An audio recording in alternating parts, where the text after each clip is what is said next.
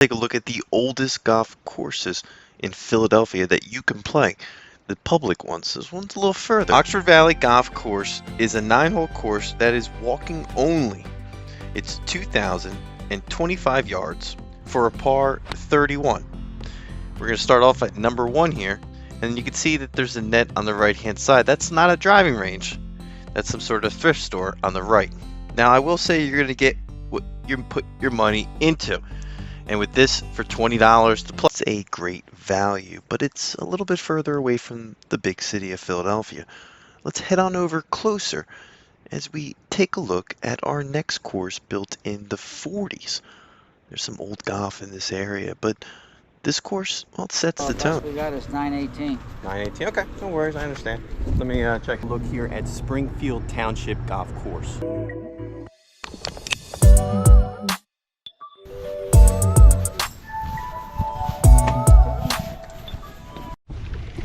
Originally built in 1947. The course is extremely historical. William Penn actually owned the land. It was deeded to him, and that was in 1681 when William Penn actually owned this land, and it was farmed since then until 1947.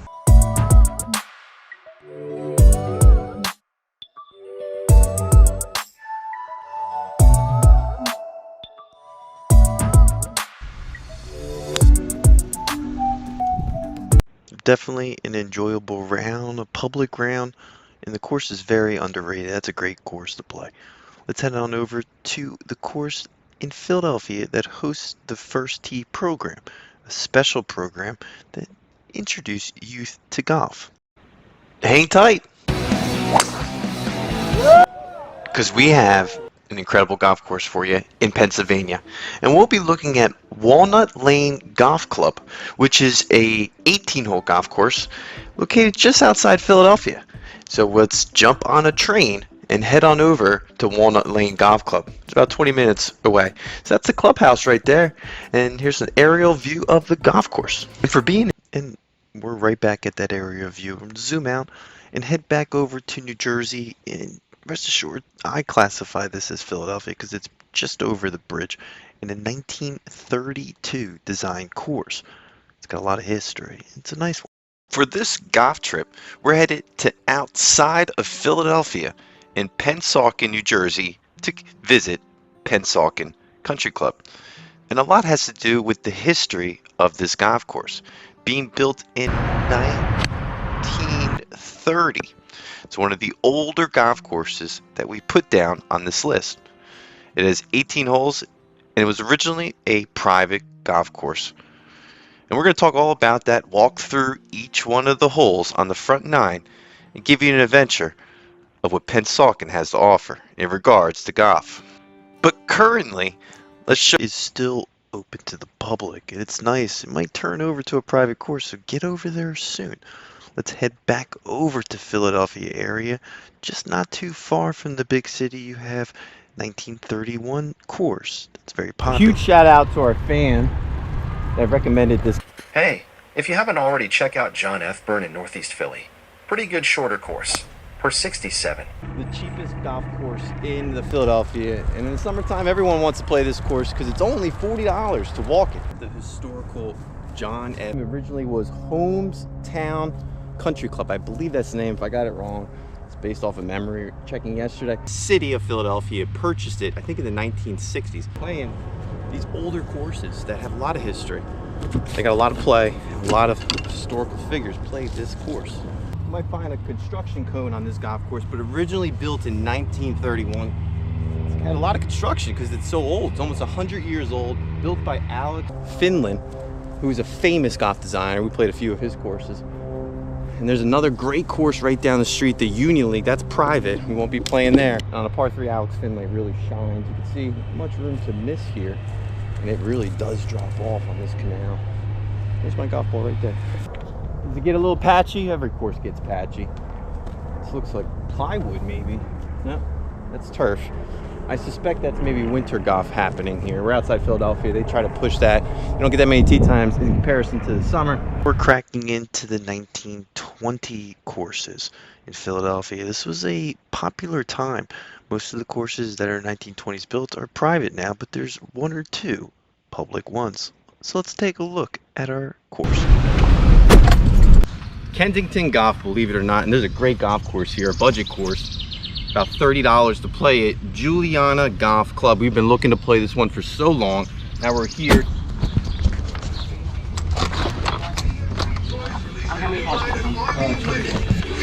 Female captain holding a handgun and binoculars.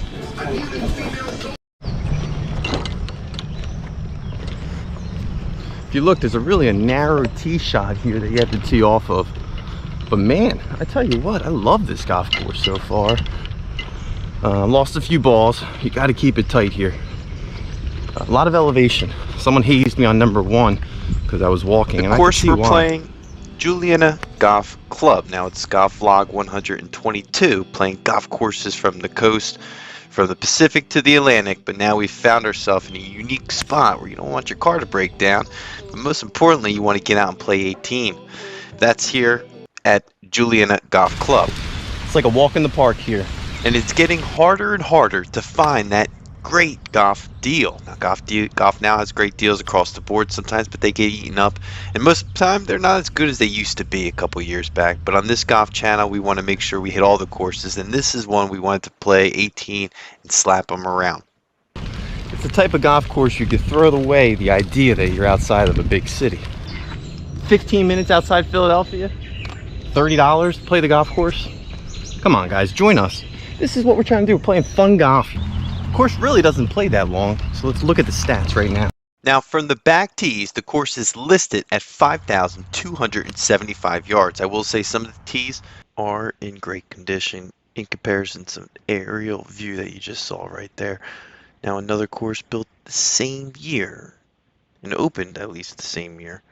We have a 1927 design public golf course. I recommend playing this course. We're out here at Melrose Country Club, 1927, built by famous golf designers. I don't know if this is a good course or not. We'll try to give it our best. The course was built by A-lister Mackenzie and Perry Maxwell. If you heard of those, well, then you probably heard of the golf courses Augusta National, Cypress, well, big names. So we had to take a look and walk on in to a great golf. We're out here at Melrose.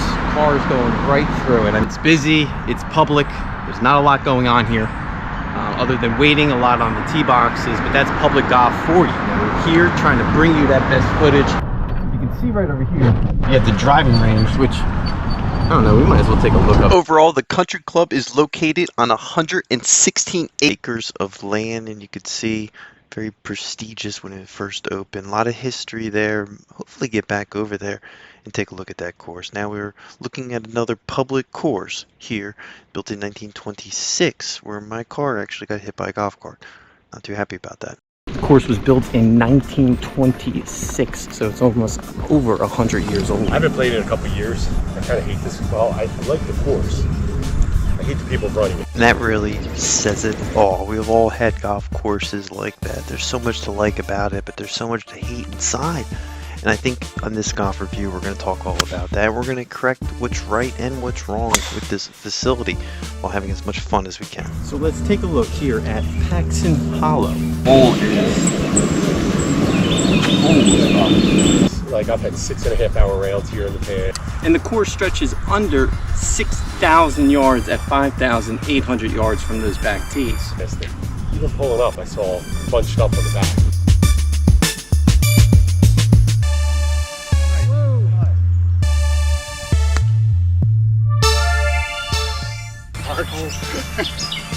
It is back nine. Definitely a tough back nine. I remember walking that course and kind of almost regretting it. It's a challenging course. Let's zoom on in to a course that hasn't opened yet, but it's been open for a while. Cobbs Creek. They are doing some major renovations the last at least like 3 years, and we got to put it on this list. Just like Jefferson, which we missed, but that's in the King of Prussia area. I'm going to give that one off this list. 1913, we have Middletown Country Club. I love this face. Great golfers like Ben Hogan have played this course a few times. Miller, and currently you still have people swinging in like Gary Player celebrating his 85th birthday. Now, the course has a ton of history, and before we walk in, there's an old picture of the course that we wanted to show. And just to show that it originally was built in 1913 when golf was completely different to the way we see golf today. But the course still remains the same, at least on some of the holes. 12 of the 18 holes out there right now are the ones you would be playing in 1913, and that's the reason we got out here and played. Now on No Tee Times, this is what we try to do, get on some of these courses where you could see a little bit of history while you're out there and maybe get a feel for the town. And located in Bucks County, this might be the course for most public golf players in the area looking to sneak out and play 18 holes pretty quickly. And the course even promotes fast play, and that's what we love to see on this course. One thing I learned about Philly golf is it's underrated. Sometimes you start knocking on the door and you learn about some golf history, just like the first island ever created. And even some of the golf outlets have it wrong. This is the first, at least from what I'm reading. Take a look at this 1910. 9-hole course. We're here at the famous Abington Golf Course, and you can see the historical hole that we were here to play.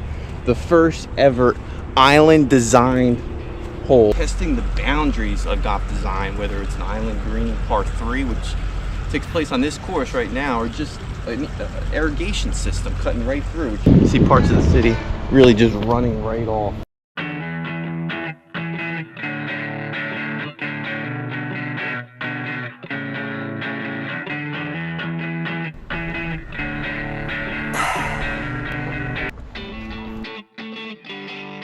We were able to check in. We got our tee time. Originally an 18-hole golf course here. Now if you look over on the right-hand side there, you got the old Acme, which is where the original full 18 holes took place at this course. Test the boundaries with this course. It was almost a melting pot of trying new things, whether it was in the first island green ever put on a golf course. And really some parts of the clubhouse remain here to this day. Cobblestone houses here, built in 1910. We'll even give you the pro tips, like where the putting green is, which is located right in front, but it's kind of hidden. So sit back and relax as we walk through each one of these 9 holes at this great golf course here. You can see the finishing hole, number 9. It feels like you're going back in time on this course. A little bit of history, a lot of maintenance. We're on the first hole of one of my favorite golf designers, A.W. Tittinglass. Terrible Tittinglass was his nickname. And in Philadelphia, he was really a star golf designer. Built in 1910 outside of Philadelphia, it's an extremely historical course that should be a historical landmark.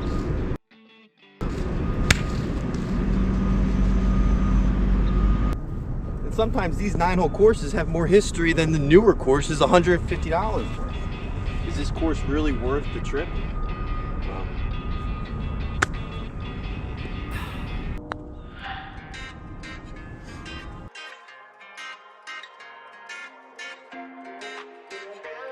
at number 2, we got the par 3s, which you're going to see a lot of. These are older courses. They don't play long.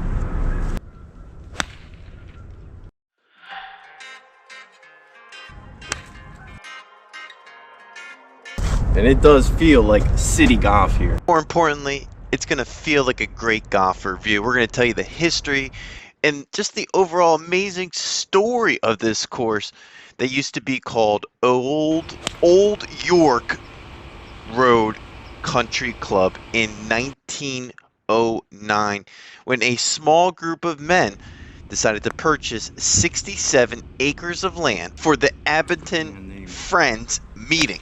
Then in 1910, a contest took place to design, quote unquote, a 9-hole golf course, which was won by Jimmy Yang, a golf professional from Huntington Valley, Philadelphia. Now, we will mention that there was an additional 38 acres that was leased. You even see on hole 3 the temporary green that probably was the original fairway at one time. That's because the course did see multiple changes throughout its year. We're going to talk all about those changes. The current layout that we see here today really does stay true to its original structure and nature. The full 18 was built in 1913, but in 1962, under an obligation to support an expanding school, the trustees decided to request the Old York Road Country Club to be relocated, and the original 18 holes was then cut in half. Currently there's only 9 holes here. When it originally was built, it only cost $950. Members were charged $950 to build the course. Members were then charged $25 entry fees plus $25 dues each year, which resulted in about a $1,500 per year annual gross for this club. Because of the uniqueness of designing the course, that's where we're seeing this island green. I don't know if A.W. Tittinglass designed it. Island green, the A.W. Tittinglass himself would be shaking his head at a left-handed opportunity here. But let's see if we can get him out there.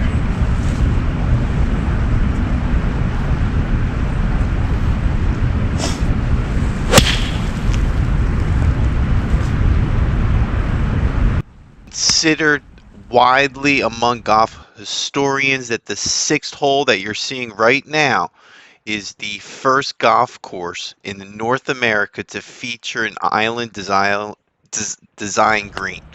Bear with us, we're an independent golf channel. Pass inside, they're not 100% sure.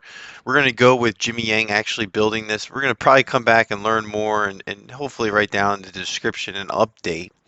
See right off the bat, you would walk right by this and not even think that this was one of the first island greens ever. And I was grateful to play that course, learn about it, because even the people there, they were even 100% sure.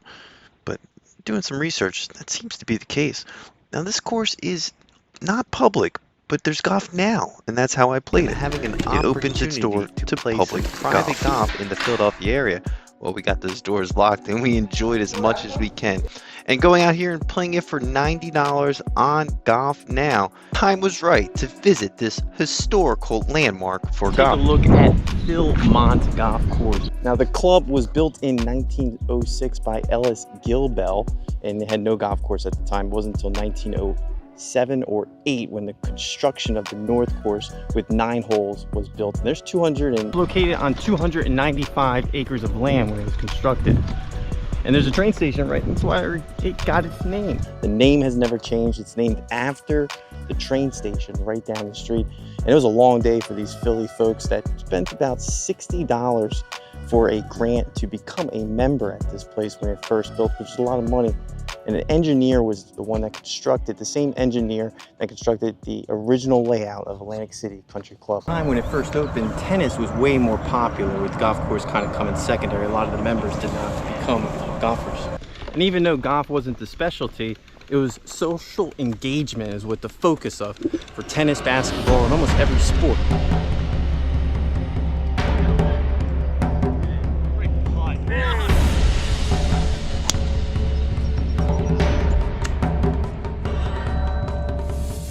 And the location at this facility actually never changed. You can probably get a free bucket of balls here to hit before you go out and play. There's always been controversy of who designed this course, the South Course at least. John Reed was, at least with the Golf Association of Philadelphia, credited for designing the course. And you also have some big names like Hugh Wilson coming in, and the famous William F. Gordon.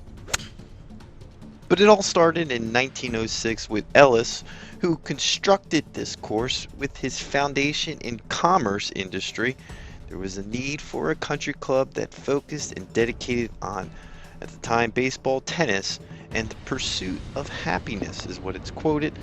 But golf soon came later. There's 3 major players in the construction of this course: Sam Litt, Aspen, and Larry Lindepool. They put together a social engagement club, essentially built on 92 acres of land, which was a tree stub location where ponies were raised for about $165,000. There was an option to buy the course, which was then taking place. An engineer said that they could put the course together for $5,000, and so they did, with the first 9 holes being constructed that are not there today.